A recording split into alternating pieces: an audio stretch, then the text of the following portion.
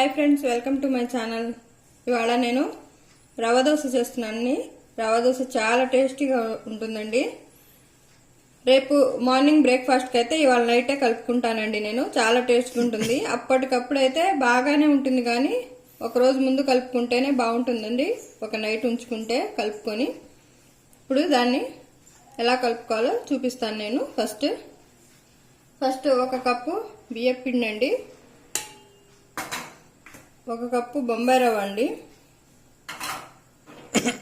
ముప్పావు కప్పు మైదా పిండి అండి, కొంచెం టేస్ట్కి సరిపోయేంత సాల్ట్ వేసుకొని వాటర్ పోసుకోవాలండి. చాలా పల్చగా ఉండాలండి. రవ్వ దోశకి గట్టిగా ఉండకూడదండి. పిండి చాలా వాటర్ లాగా బాగా పల్చగా కలుపుకోవాలండి. ఇలా చేత్తో నేను చూపించిన విధంగా ఉండలు లేకుండా బాగా కలుపుకోవాలండి. చూసారండి, మార్నింగ్ ఇలా అయింది. ఇంకొంచెం వాటర్ కలిపానండి నేను. చిక్కబడితే ఇలా పల్చగా ఉండాలండి. రవ్వ దోశకి చాలా పల్చగా ఉండాలి. ఈ విధంగా వీడియోలో చూపించినట్లు.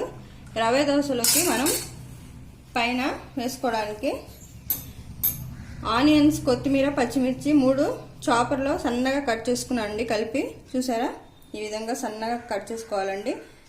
జీడిపప్పు అండి, క్యారెట్, తురిమిన క్యారెట్, పల్లీలు అండి. ఇలా పల్లీలు కూడా వేస్తామండి. రవ్వ దోశలో ఇష్టమైన వాళ్ళు వేసుకోవచ్చు, లేకపోతే స్కిప్ చేయొచ్చు. పచ్చి కొబ్బరి తురుమండి, బాగా సన్నగా తురుముకున్నాను. జీలకర్ర. ఇప్పుడు రవ్వ దోశ ఎలా వేద్దామో చూద్దాము.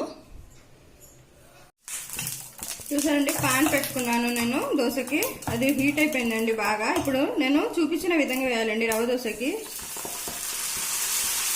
మన దోశ లాగా కలపకూడదు, ప్యాన్ మీద వేసి ఇలా కలపకూడదండి. ఇలా వేసి వదిలేయాలండి. రవ్వ దోశ సిమ్లో పెట్టుకోవాలండి, హై ఫ్లేమ్లో పెట్టకూడదండి. ఇది చాలా లేట్గా ఉడుకుతుంది, అందుకని సిమ్లో లేకపోతే మీడియం ఫ్లేమ్లో పెట్టుకోవాలండి. 1 నిమిషం నేను హై ఫ్లేమ్లో పెట్టి తర్వాత తగ్గించేస్తున్నానండి మంటని. సిమ్లో పెట్టేశానండి. ఇప్పుడు మనం ఆనియన్స్ అండి, కట్ చేసుకున్న ఆనియన్, కొత్తిమీర, పచ్చిమిర్చి అండి, పచ్చి కొబ్బరి, క్యారెట్. చాలా టేస్ట్గా ఉంటుందండి రవ్వ దోశ. చాలా కొంచెం కష్టపడితే కొంచెం లేట్ అవుతుందండి, సిమ్లో ఉడుకుతుంది కాబట్టి. మనం తర్వాత జీడిపప్పు, పల్లీలు వేసానండి, జీడిపప్పు వేస్తున్నానండి. వేసి పైన ఆయిల్ వేసుకొని లో ఫ్లేమ్లో ఒక 2-3 మినిట్స్ పడుతుందండి. లో ఫ్లేమ్లో ఉడికించుకోవాలండి. చూసారండి, ఎంతో టేస్టీగా ఉంటుందండి. ఒకసారి ట్రై చేయండి. కొంచెం టైం పడుతుందండి.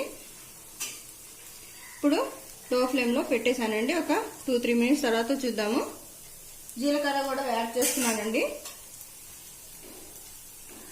లో ఫ్లేమ్లో ఇప్పుడు ఉంచేసానండి.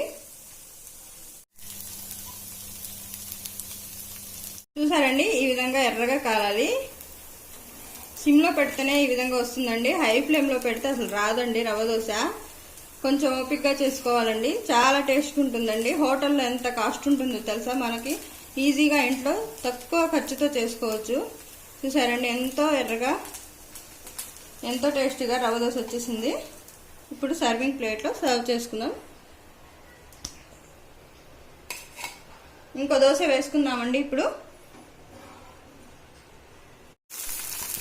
చూసారండి, ఇంకో దోశ కూడా వేసాను. దీంట్లో అల్లం కూడా వేయాలండి.